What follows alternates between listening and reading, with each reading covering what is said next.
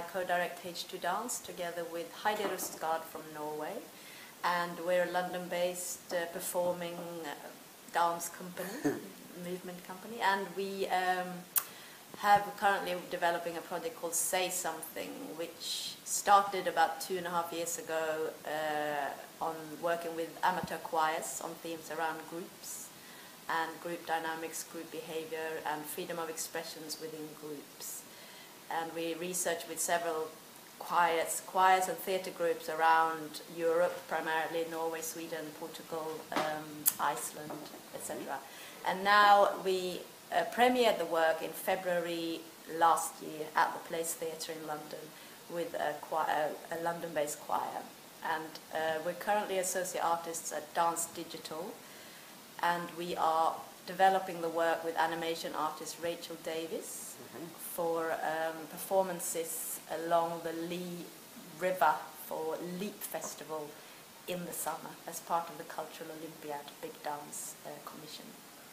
Wow! So that means that you are doing this kind of evolution of the work in this 3 years in a way, that goes from kind of creating this system, a participatory system in a way, and then the development, you're adding more multimedia? Yes, exactly. So the base of the work has been around voice work and movement, and the fact that it's a participatory project, so the audience is really in the midst of the performance, on stage, working their way, milling around the performers, and being sort of gently interacted with and constantly asked for feedback how they're experiencing the show, which is part of this idea of opening up regarding freedom of expression and sharing of ideas.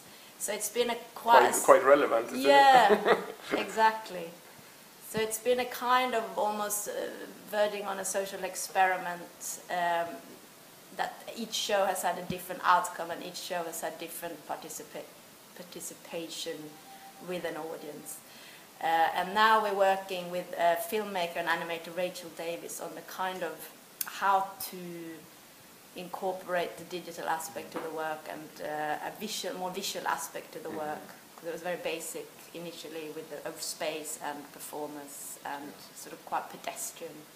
It may change the format in a certain way. It certainly will change the format as a site-specific work, because now we're also developing it for outdoors, which is new. So it will be in a kind of nature, most probably environment along a river. So partly the voice work will shift, and the way the kind of grouping and choreography works, and then how to then light the show with the animation. And thematically heighten it with the help of animation as well. So sort of some sections become clearer, and we'll use it to sort of subliminally divide or sort of cohort the audience into different groups, and kind of being prompted to move to certain spaces and being prompted to speak up in the microphones. Kind of like using participatory scores, or because I saw some of the videos and they kind of like do the formations, and there is this constant kind of deconstructing the format. Yes, I think that's exactly that's right, and I think it's quite a dense show already with a lot of information, and I think it can really be clarified to an audience, or more kind of clearer with another visual aspect, I think. And I think we're working with Rachel now, just in early days yet, but talking about these ideas of science and how we have loads of sort of science signifying, how to move, and the kind of health and safety aspects of things. You're forbidden to do this, or this is the exit sign, this is the so sort of these things being part and lifting the message a bit, and as well as like Dogville, the film by Lars von Trier, where they sort of lined out very simply spaces for pathways. Exactly, and so trying to use it as a movement, initiating movement for the audience and the group, and also kind of really lighting the show, especially outdoors now. seeing how that's possible. I mean, it'll be a challenge in July because it'll be quite bright. Yes. And how do you connect this work or relate it in the context of your own work, the rest of your work? That I know that you have done things that kind of have the cabaret format and with guests. And, you also have done a lot of some films. Yeah. So I think it's a sort of, we did more filmic work sort of 5-6 years ago.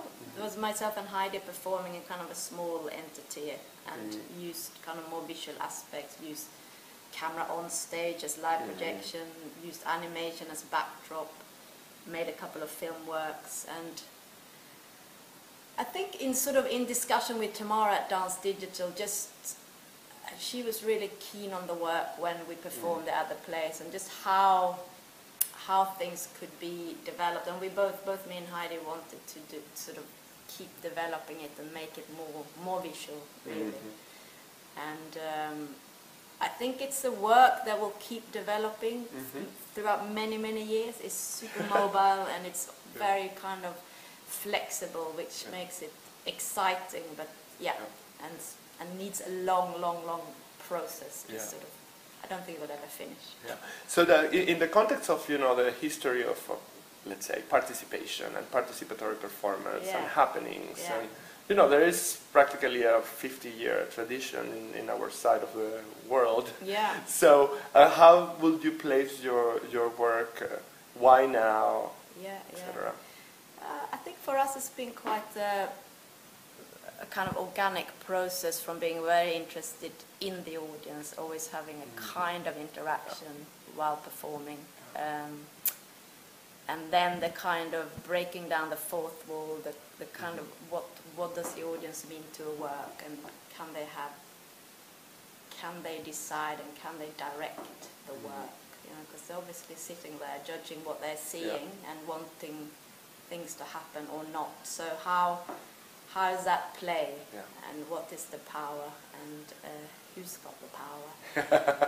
And also a little bit, talking about everyday influences, how we go through, our daily life, pretty much on kind of auto, we don't question much, and there's the whole kind of idea of group and conformism, which I think us both being Scandinavian is quite strong in Scandinavia, because this is sort of jante law where you don't stick out, you just try and fit into the norms and to the whatever. You don't question much, and now I guess it's just blooming out. It's so relevant all over, with the uprisings and everything. It's kind of, so I think for us it's been an organic process, and then it just happened to happen now, and this whole political mess and upheaval is happening. So. It's necessary.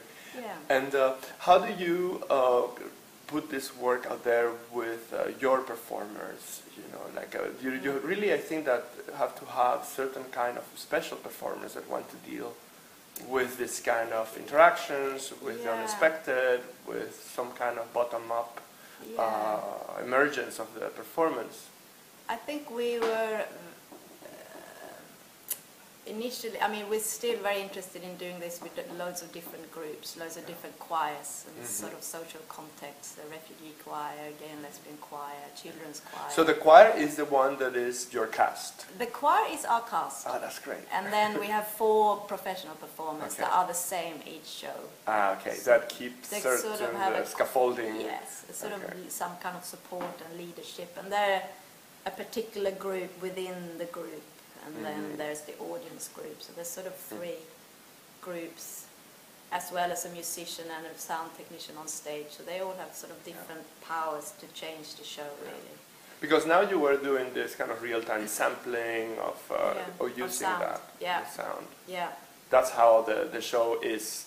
It's a cappella voices to start with, and then Sylvia, the composer, Sylvia Hallett, is kind of manipulating the voices and making an underscore to support that. So the show was very much built on the sound and on the kind of choral score initially. We tried to build it up side by side, but sort of all new areas for both us and Sylvia. So it was That's why the research was so long. But I think that's exciting that we're kind of constantly learning and constantly evolving in this beast. You know? Yeah. Sometimes the beast of participation in a way, exactly. and reconceiving how to create architecture for it. Yes. Yeah. And I think the choirs that have been sort of the most successful as such has been where there's been a real interest in the choir in this sort of work, of scenic work. In Sweden they have sort of stage choirs who do a lot of movement and a lot of stuff around group and performing. And then there's been a sort of openness to explore it, whereas maybe if you're used to standing frontally and sing to an audience, it's more difficult. And more difficult because you are in really close proximity to the... It's almost like participatory opera in a way, with technology. And yes. And we're kind of interested in quite a sort of not a theatrical expression as such, but you are very much yourself, and whatever that means. And it's sometimes difficult to achieve that with an amateur choir. I think with singing as well, there is this sort of forced performatory drama that kind of comes in, which maybe is just also part of what singing, a high note requires.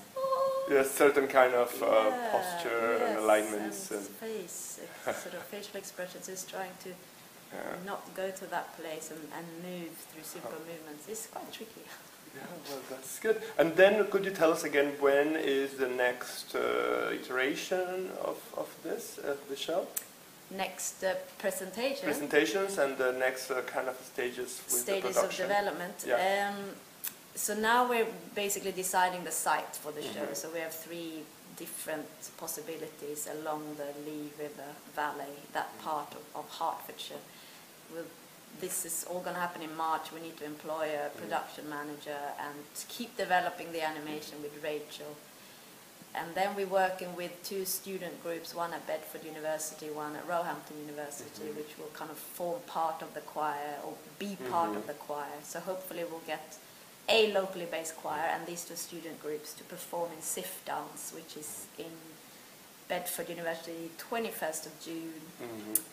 As part of their festival, and then we'll move on to the Lee Valley Leek Festival in July,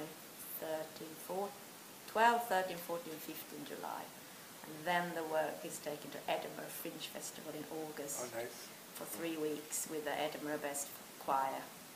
So these are the kind of blocks for now.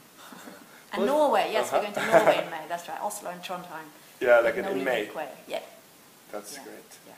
Well, thank you very much. And can you tell your URL of the website, your website? The website is www.h2dance.com. Okay. Well, thank you very much again.